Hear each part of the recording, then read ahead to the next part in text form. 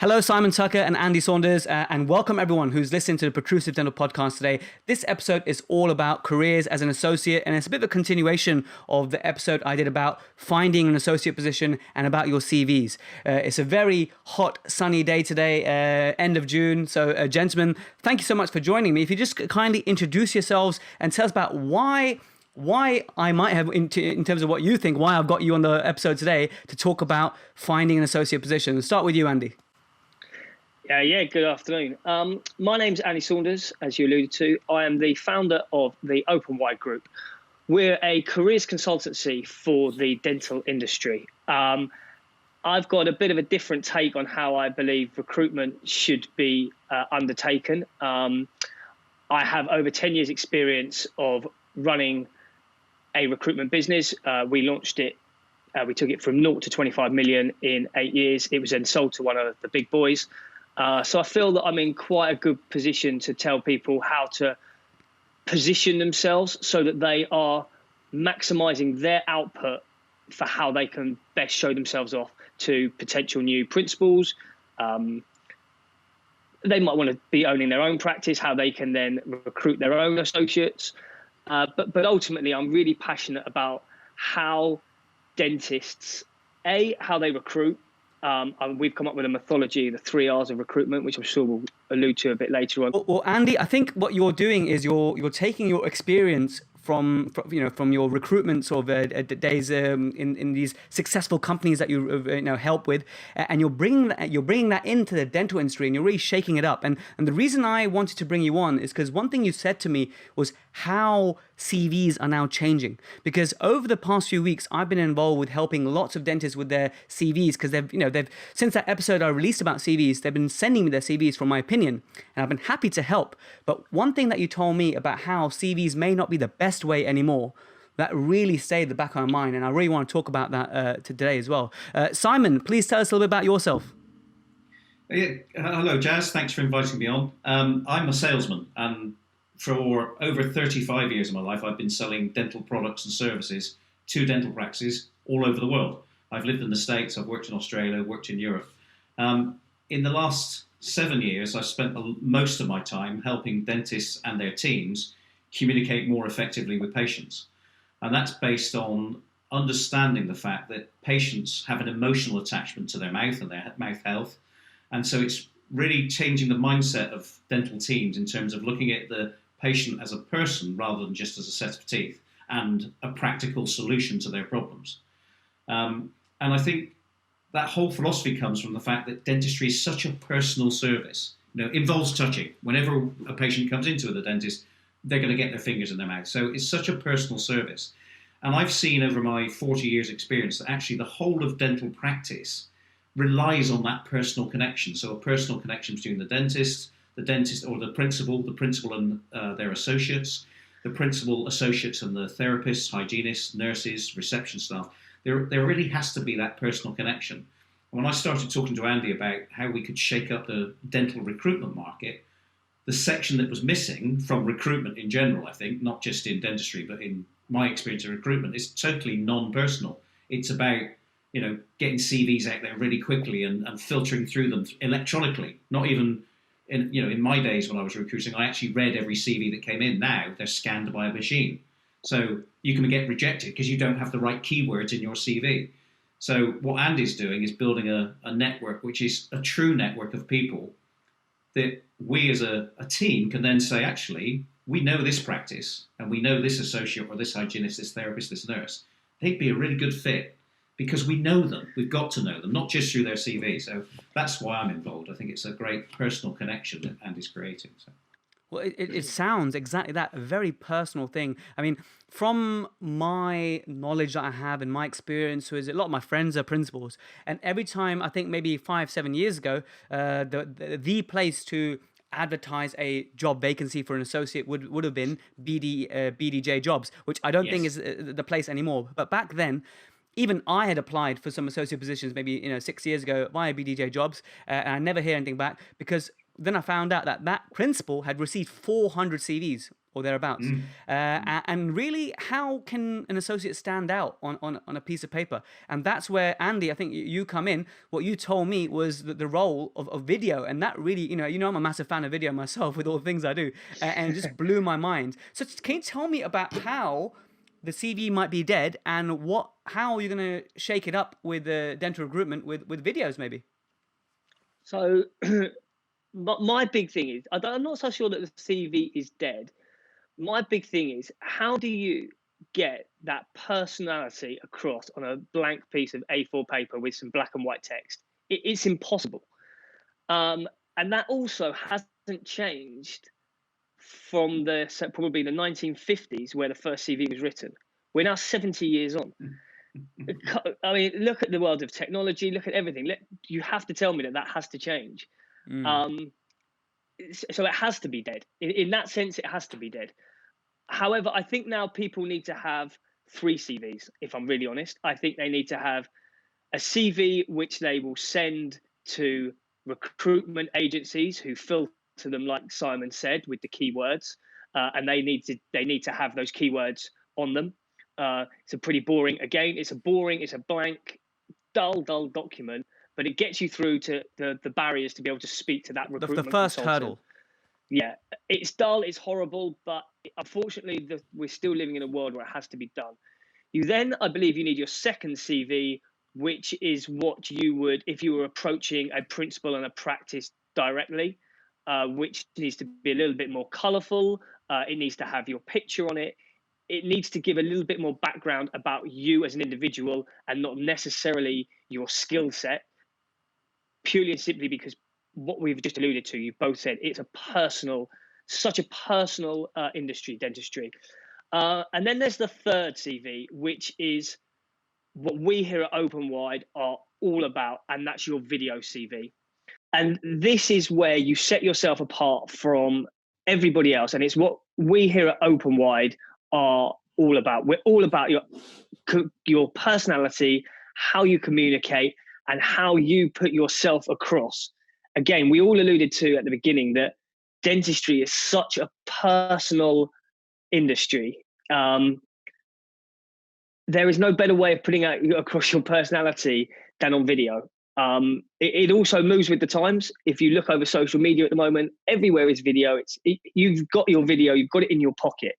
You will probably have Andy, a phone. can I just challenge your idea, if that's okay, just to see if it's got legs. So when you first told me that, firstly, I was really excited. I was like, okay, that sounds really clever, because how much can you actually convey through paper, and it makes sense to a video. But the issue is, sometimes I've given advice to young dentists that, look, if you should be proud of the service you give, and you've done so many courses, and you're obviously a fantastic candidate. Why don't you go on some of these groups and say, look, I'm so-and-so, I've got this, and this, here's my portfolio, here's my CV, hire me, okay? And people are timid, shy, afraid to do that, because that's really putting your head above the parapet.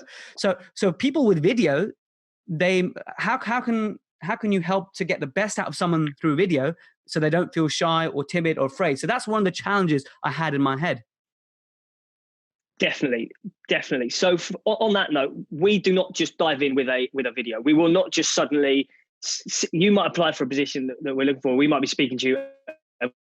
We're not just going to hit the record button. We are going to have. There is a process that we go through. It's probably 3 stages. We will sit down and we'll have an initial chat with you. Let's get to know you a little bit as a person. Do your morals and your values link in with ours here at Open Wide? If so, great. We then have a 90-minute debrief. So we will sit down and do a video call, maybe it be on Zoom, a video call purely and simply just because it gets you used to the camera. You used to speaking to me this way.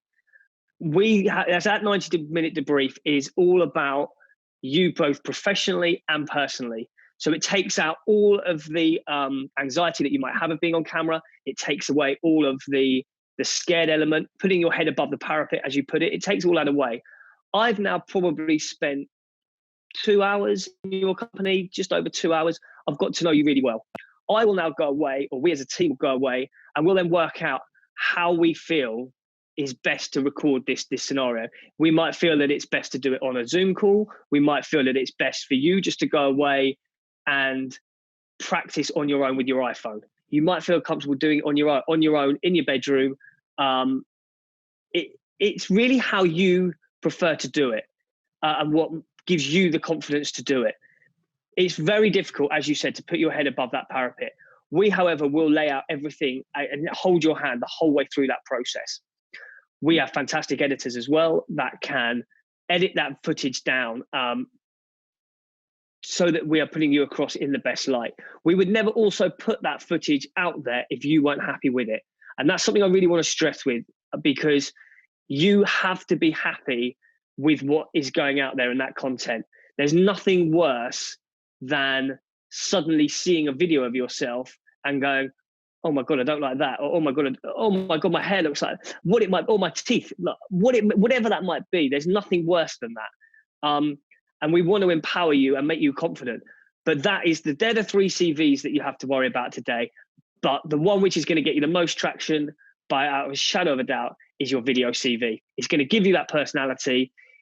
It's also going to save you time you might be relocating. I don't know, let's say you're relocating from Scotland down to London. You're not going to want to travel down to see one practice at a time. Your video, you can get out there to 5 or 6 practices in the space of 20 minutes.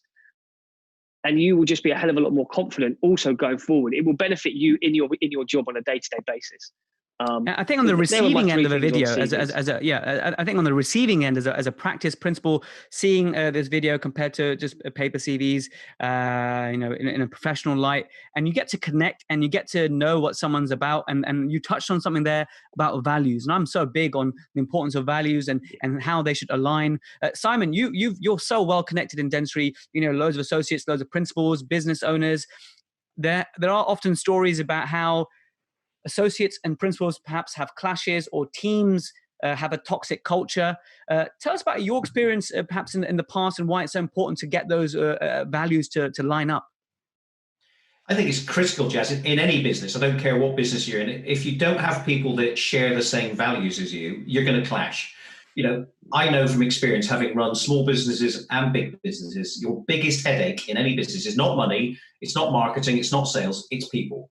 So, and in a dental practice, again, because it's a very intense atmosphere, there's a lot of stress from the clients, from the patients, a lot of stress from each other, a lot of part-time staff, a lot of handover information, close working environment. So there is a lot of pressure. It's very busy. So if those team members don't really gel together, you're going to get clashes, you're going to get difficulties, and that's just going to spoil the day every day. So one of the exercises I go through with every client, even when I'm just doing communication skills training, is to get them to do a values exercise. Now, I've got a couple of ways of doing it, but we'll do this with every candidate that comes in, and every practice. So it's a simple exercise. We'll get their values nailed down.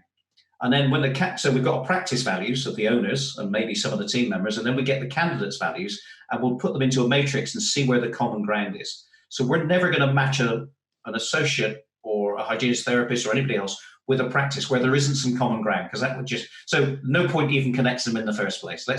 We'll do that bit. And then through the use of video, we'll be coaching the candidate to say, okay, these are my values. This is who I am. And if you really nail down your personal values, they don't change. That is who you are. And there's no right or wrong values necessarily, but if you're a bit of an introvert, which a lot of dentists and dental people are, because it's I'm working in this field all day, so I'm fine. I don't need to speak to people, and that's fine.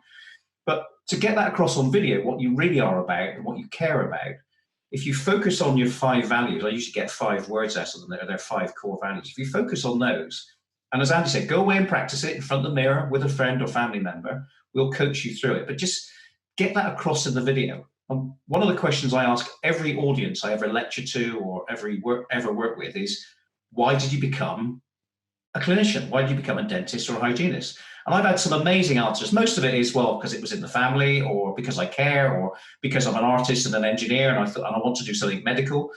The best one I've ever heard was a dentist. He was in Greece. He was in a big audience, and he said, I became a dentist because my wife's a dentist. And I said, tell me more. And he said, well, I was on the architectural course at university, and I met my now wife, in the first year. So I switched courses, just so I could be with her. So he changed from architecture to dentistry just so he could be with his wife. Now that is a story, isn't it? You know, if that's on the practice video, if that's on the practice corporate video, if you like, and I'm an associate or a hygienist therapist that, you know, likes that kind of family story, that family business, that family connection, well, there's an instant, oh, I want to go meet them. So that's what we're really talking about, is looking at your core values, who you are as a person. You know, all the other stuff's important, your qualifications and what you've done outside of work, but actually we want to know you as a person. And the principals want to know who you are as a person. Because dentistry is no longer bring patients in, diagnose, treat to the best of your ability. It's bring patients in, understand them as people, diagnose the clinical situation, then diagnose the want and the why of the patient. So, you know, and every dentist, every practice does that differently. So we've got to try and match the right candidate with the right practice. And it'll save, as Andy said, it'll save an awful lot of time in, you know, just sending CVs out, because we'll do all that work in the background and say, right, we think we found 3 practices, Jazz, just for you. They all align with your values. We think you'll like them. And then you make the choice. I think that's that also that inner core. Deeper and profound, yeah. So I think that also backs up why the CV is dead. Because if somebody was to write on their 5 values, whatever they might be, I'm sorry, but most people are going to look at that and go, well, that's a load of BS. It's just not true.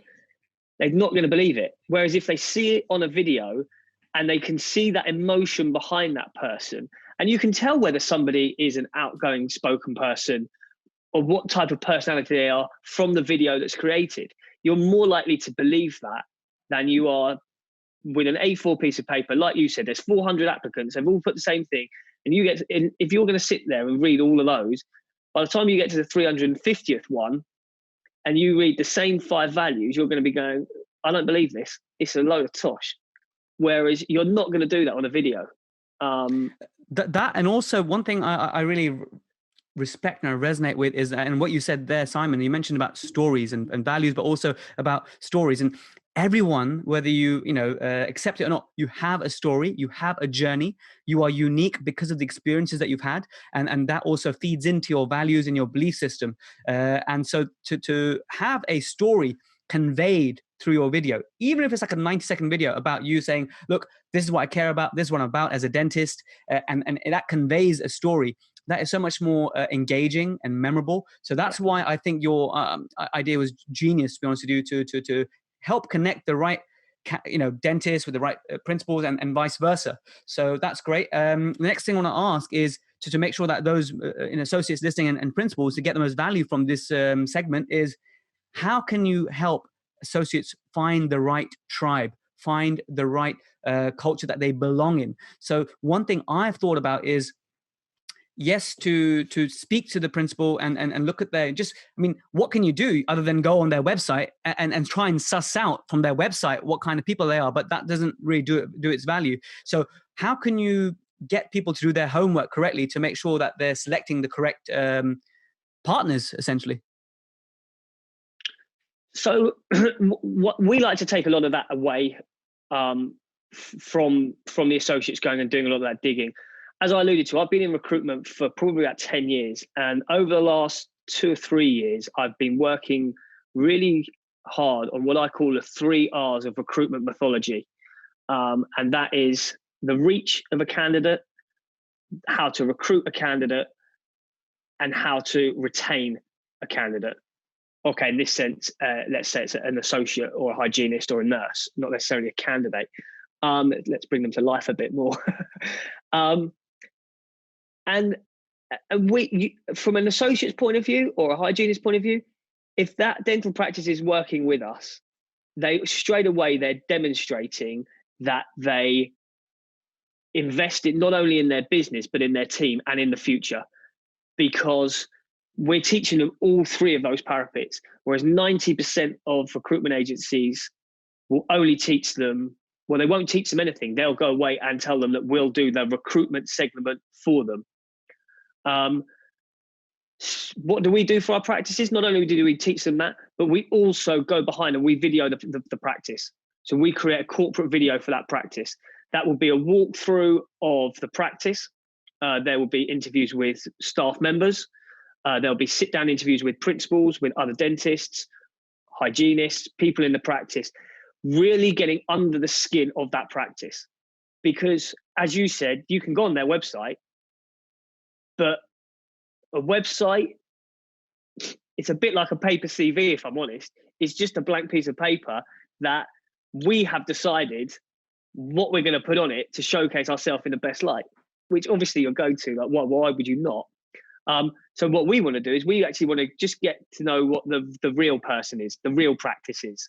We'll also do by video. So the practice would also have their own sort of. They have their own account and their own profiles on our site. It's a walkthrough. So not only do we do a walkthrough video where we'll talk to a couple of members and you'll actually get to physically see what the practice looks like.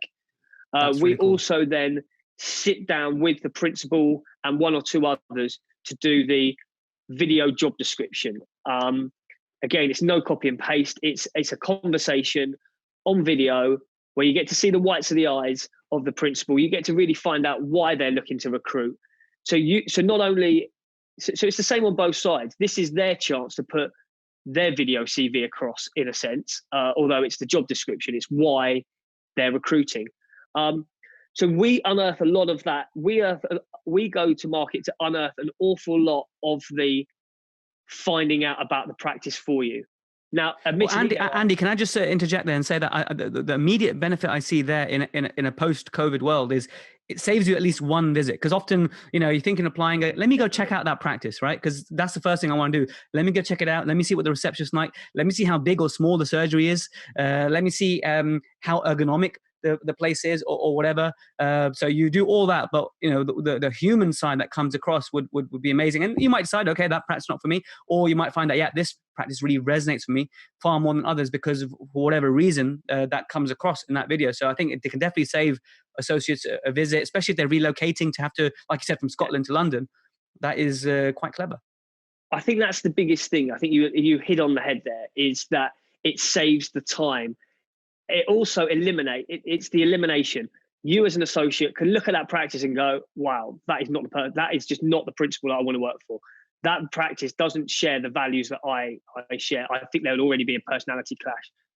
And that is absolutely, in my opinion, that's gold dust.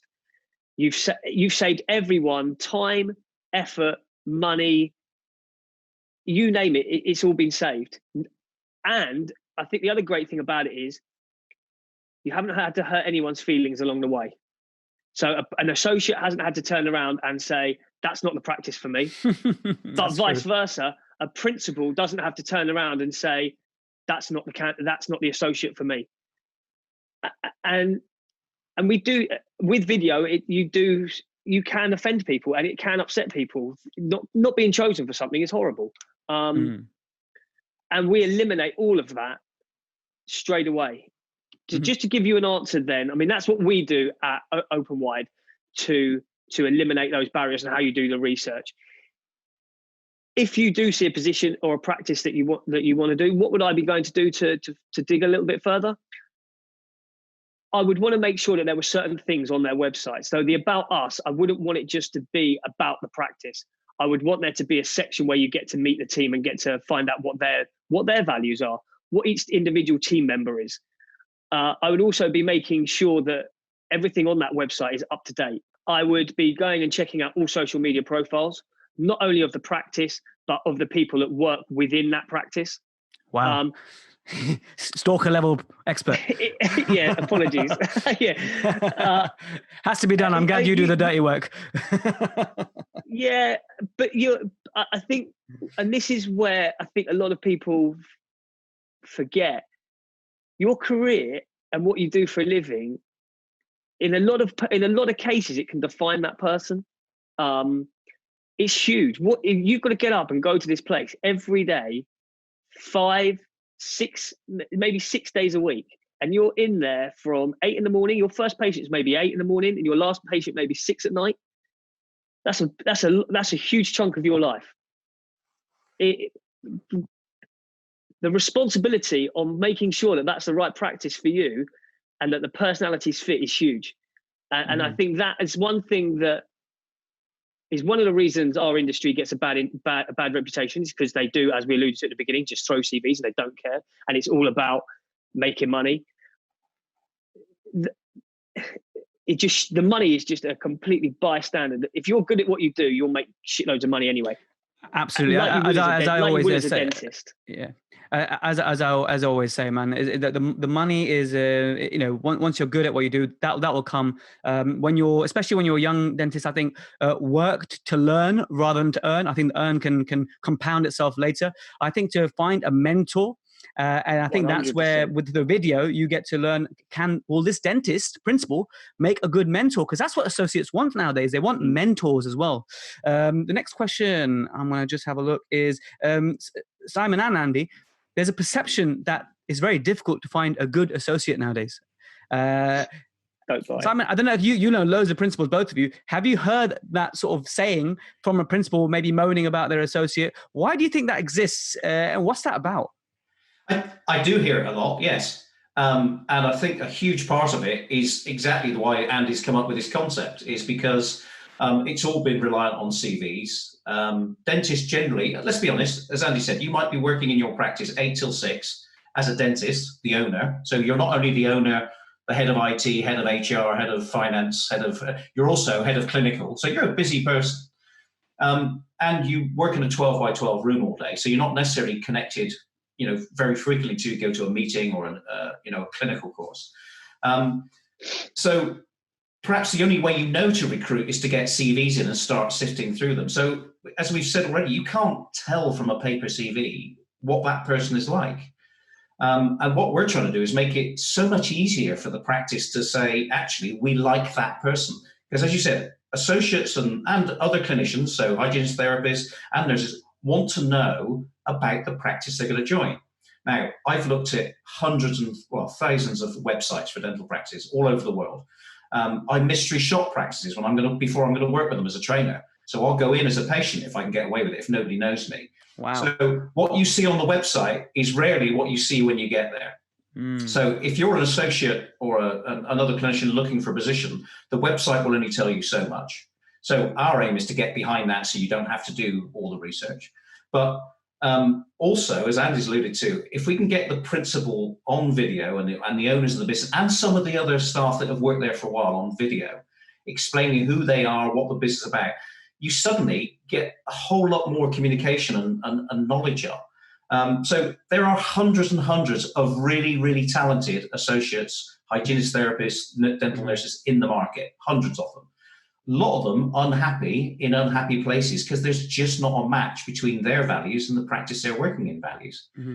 But I just want to pick on one thing you said market, there. Well, I just want to pick on one very important thing you said there, and something no one ever talks about. When dentists are looking for a new position, they look at the practice, they look at the principal, they look at whether they've got rotary endo, what the remunerate, what percentage they're on, all those things, right? And the nurse is someone who you meet on your first day at work. Once you've, gone through all the hurdles, you've shaken the hand, you sign the contract, then you meet the nurse. But I think as a dentist, I'd actually rather work in a practice that is not all bells and whistles, that is not everything I wanted, but the nurse is amazing. That actually speaks volumes to me as someone who's going to work there 8 to 6 days a week or whatever, than having an amazing practice with a high turnover of nurses, or nurses who just who just come in and it's just another work there, and they're constantly thinking about going home and they're not really engaged at work.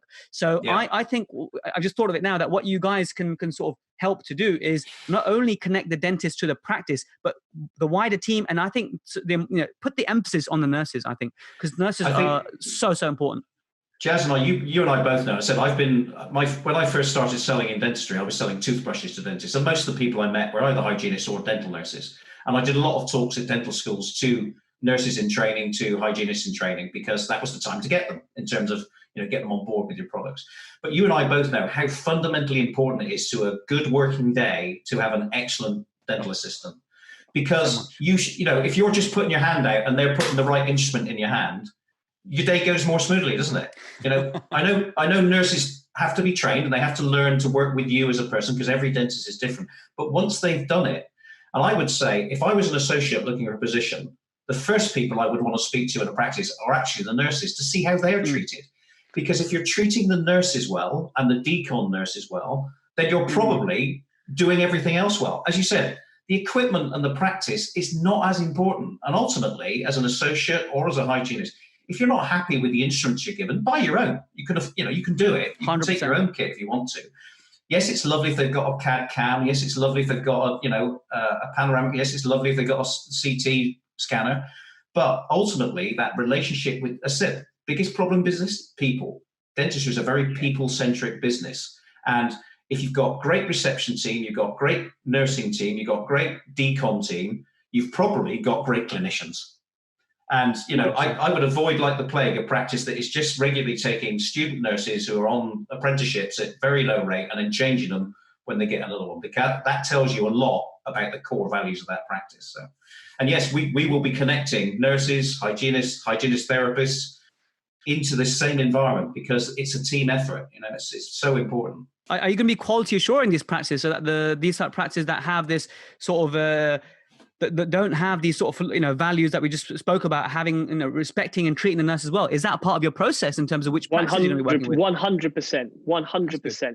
We, as I alluded to at the beginning, we won't just do the recruitment.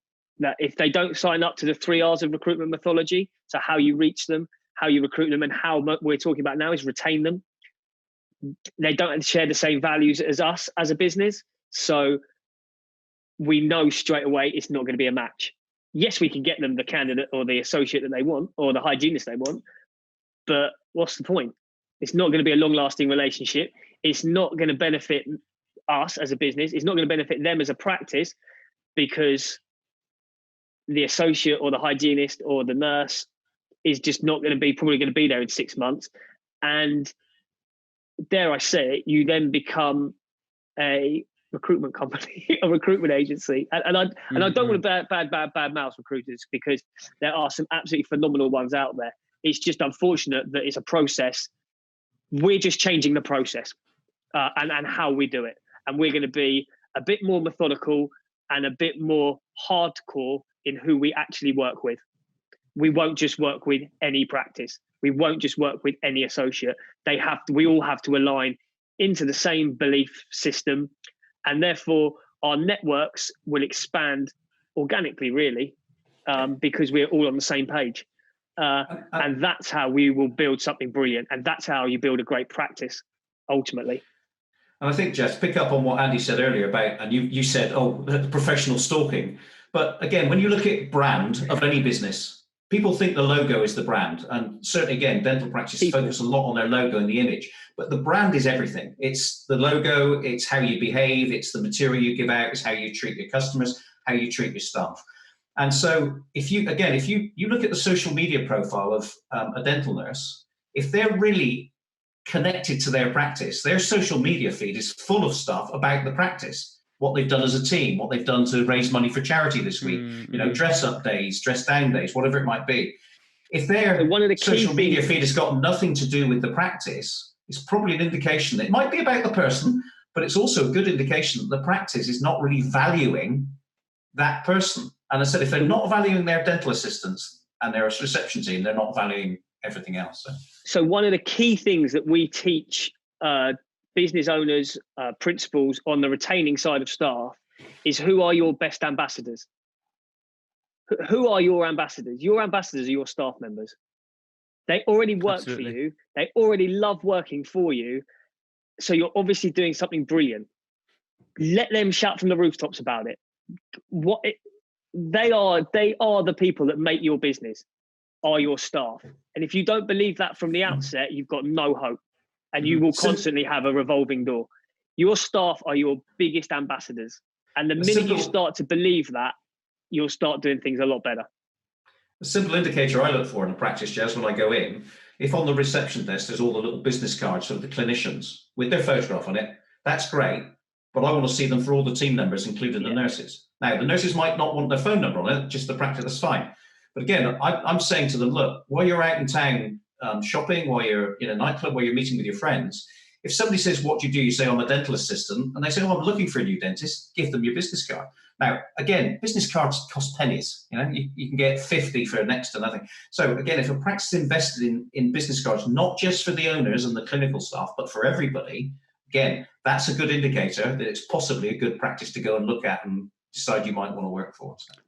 I love that. And one of the things I could tell you about my own personal situation, I've now started working in Reading, brand new practice. I was supposed to start just before COVID kicked off, March 30th. So I've just started working there now. The main thing that attracted me to this practice, I mean, there's loads of things. One of my best mates is the principal there, good location next to my wife. But one thing I loved is that when I walked into the interview room, on the wall was a sort of a list of all the staff and how many years of service. Oh, and wow. You wouldn't believe it. 28 years, 24 years, 19 years, 18 years, 14 years. Just, I've never seen that before.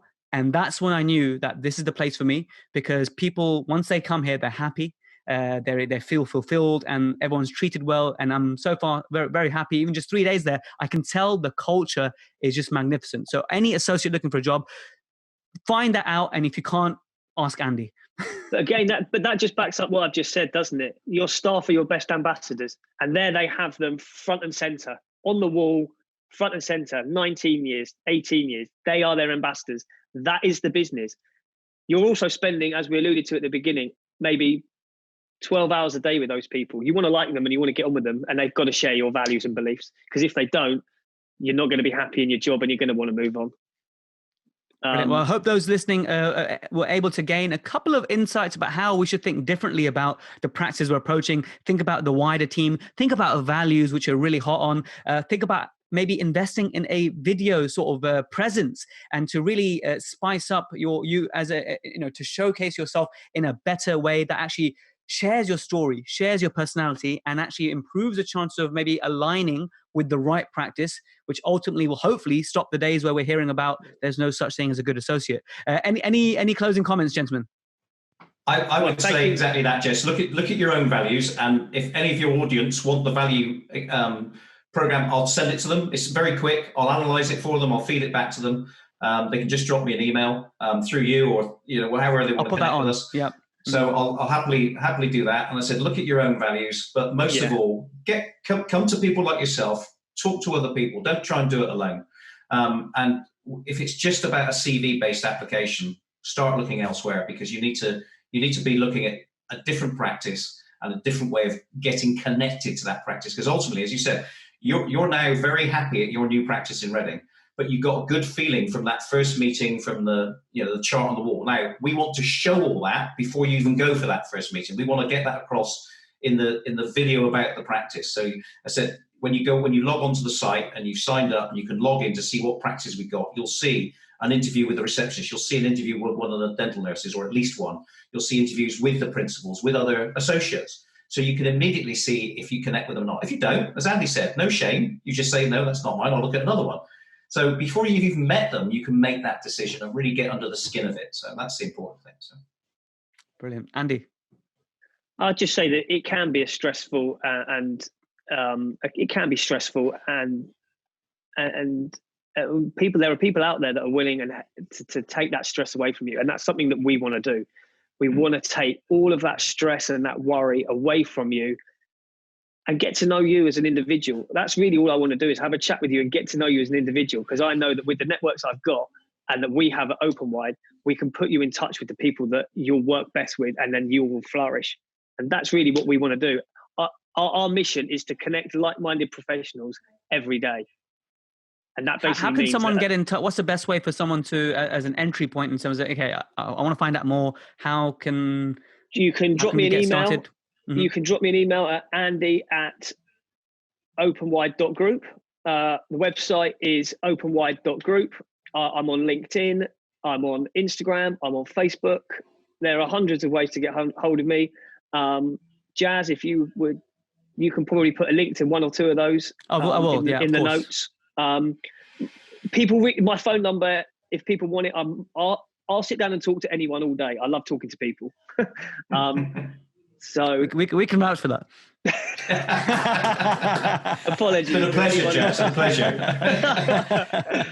Jazz and I have enjoyed listening to you today, Andy. Well, yeah. Let's just hope a few other people do. Let's hope everybody else does, yeah. I'm sure they will. Jazz, it's been a pleasure. Thanks for the invite. Thank you so much, gentlemen. Thank you Yeah, much. no, I found thank it you. really useful. Thank you.